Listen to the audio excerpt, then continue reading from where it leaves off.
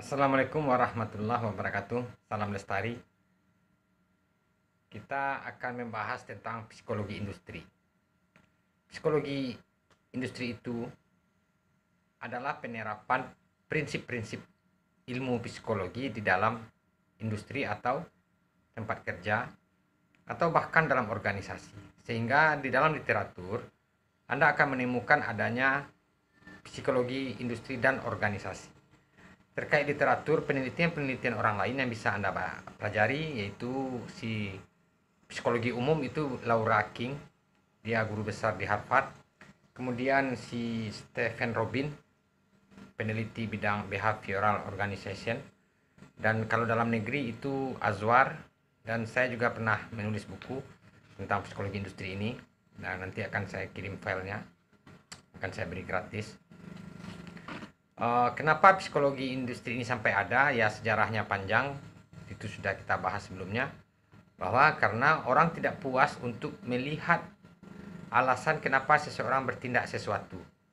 Secara fisik nampak, tetapi ada sesuatu yang menjadi stimulus atau yang mendorong dia untuk berbuat hal yang demikian.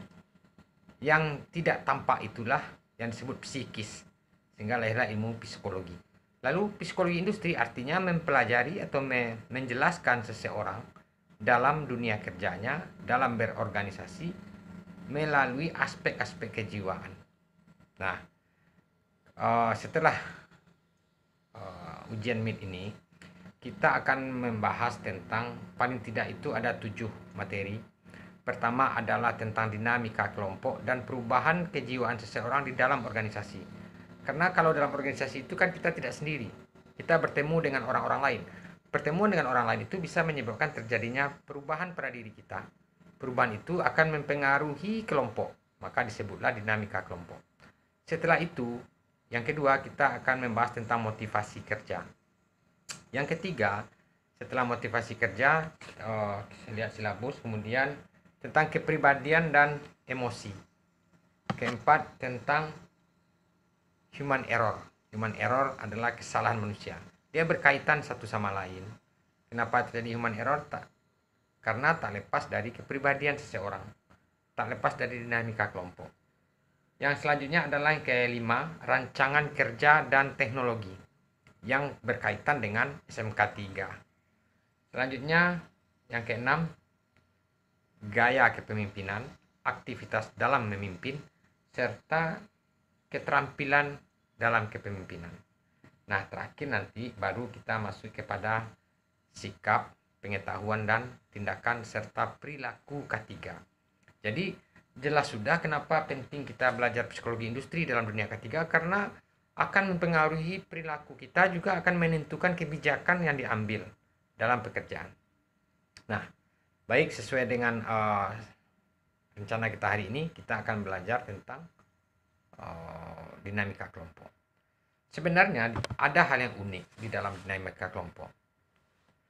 Manusia itu pada dasarnya selalu ingin berubah. Jadi dalam dinamika kelompok kita akan membahas 5. Pertama, dorongan untuk berubah. Percayalah, Anda pasti ingin berubah. Tetapi ketika manusia tadi berkumpul membentuk kelompok, maka mereka tidak ingin merubah kelompoknya. Yaitu disebut status quo. Nah, di situ terjadi pertentangan. Di lain sisi diri kita ingin berubah, tetapi ketika kita telah berkumpul membentuk organisasi atau di tempat kerja, maka kita cenderung untuk tidak berubah. Contoh misalnya kita membuat suatu kelompok kooperasi. Digunakan atribut baju misalnya, warna baju kuning. Maka kita cenderung mempertahankan warna kuning. Padahal untuk diri sendiri kita cenderung untuk berubah. Sehingga hal yang demikian selalu ada dalam organisasi. Yang kedua, terjadi penolakan terhadap perubahan. Seorang bawahan ketika disuruh atasan memakai sepatu warna merah, ada itu di hatinya untuk menolak. Itu dinamika itu kan. Kenapa ada di hatinya untuk menolak? Ya karena itu tadi, bisa jadi satu pemahaman dia tidak tahu apa gunanya. Rupanya gunanya untuk membuat warna terang sehingga dia tidak terjadi kecelakaan ketika dia di tempat gelap. Itu contohnya. Nah, itu dituntut seorang atasan harus pandai memberikan pemahaman dan pengetahuan sehingga mampu menyentuh sikap anak buahnya. Dan selanjutnya ada tips nanti 7 taktik untuk menjadi agen perubahan. Agen perubahan itu maksudnya agar terjadi perubahan gitu. Nah, berikutnya yang keempat kita akan membahas tentang politik perubahan. Selanjutnya baru pengembangan organisasi. Politik perubahan itu bukan politik kekuasaan negara, bukan, tetapi katakanlah sebuah teknik atau cara sehingga terjadi perubahan. Nah, itulah yang menjadi tema-tema dalam sesi pelajaran kita yang disebut dinamika organisasi. Nanti kalau detailnya kalau kepada mahasiswa yang atau yang membutuhkan, saya kirim file-file PowerPoint-nya. Hanya itu yang bisa saya sampaikan karena secara detailnya nanti tidak bisa dijelaskan dengan lisan. Silakan lihat di PowerPoint-nya. Assalamualaikum warahmatullahi wabarakatuh.